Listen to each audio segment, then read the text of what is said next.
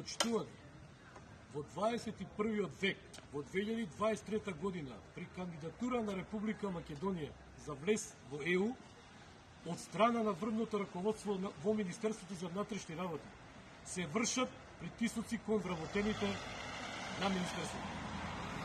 За неподржување на воспоставување партиски поредок, се забранува слобода за изразување за лично мислење и ставови и не се дозволува правото на работник, полициски службеник јавно да укажува за непрофесионално, незаконско постапување, како и за согледано вршење на злоупотреби на службени положби и овластувања во Министерството. Сето ова се спречува преку вршење на мобинг со спроведување на неосновани, фингирани дисциплински постапки, само за да се заштитат поставени подобно партиски раководни структури, од да можат истите слободно и непречено да си ги задоволуват за себе и на друг партиските интереси. Со партиско тефтерче, измислено под наслов "Упатство за начинот на користење на социјалните мрежи", преку вршење на влијание на функции од одредени високи раководители, се руши правниот поредок со издавање на незаконски насоки за спроведување на партиско послушен поредок. Тоа е така, бидејќи министерот за внатрешни работи воопшто не е овластен за донесување на подзаконски пропис упатство за социјални мрежи. И истото не постои како определено овластување во одредбите на член 206 став 1 од Законот за внатрешни работи и член 128 став 1 од Законот за полиција, и ниту пак со ниедна определена одредба од останати закони.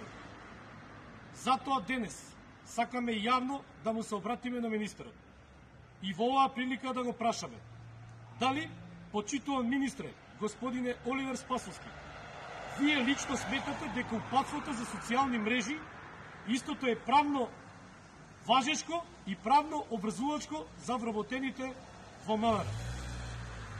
Прашуваме: за која цел последниве месеци зголемено се вршат притисоци со економско уништување и рушење на професионалниот интегритет на полициските службеници поради искажено своје мислење или свој став, а во кои содржини воопшто не постојат елементи на сторени прекршочни дела од јавниот ред и мир или кривичниот законник на Република Македонија. Туку за упатени критики или пак укажување за незаконско постапување се вади тефтерчето наречено упатство за социјални мрежи.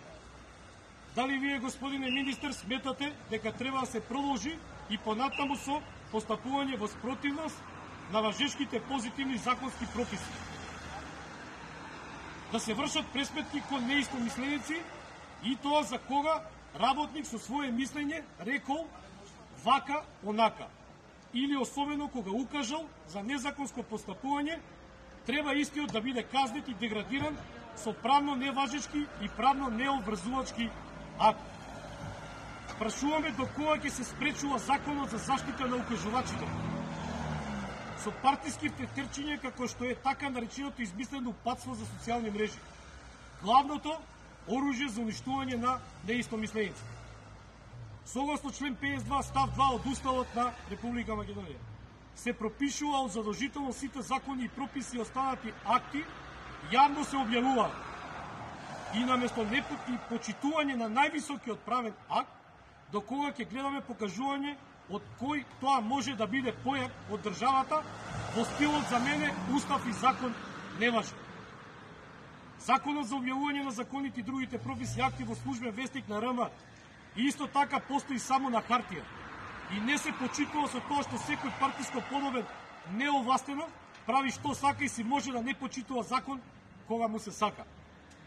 Воедно да гласиме: упатството за социјални мрежи не е објавено воопшто во службеното гласило на службен вестник на Република Македонија. Бараме од министерот за внатрешни работи да го запре мобингот кој се врши над вработените со партиски тефтер, а кој се спроведува од страна на високо поставени одредени раководители, и воедно да се престане со вршење на притисоци кон вработените за забрана од примена на законот за заштита на укажувачите. Или да бидеме појасни, да не се попречува на ниеден начин борбата против корупцијата и криминалот, бидејќи со тоа се понижуваат вработените. Исто така бараме од министерот да се почитува член 12 од Законот за работни односи, кој гласи: со договор за вработување, односно со колективниот договор, не може да се определат помали права од правата утврдени со закон.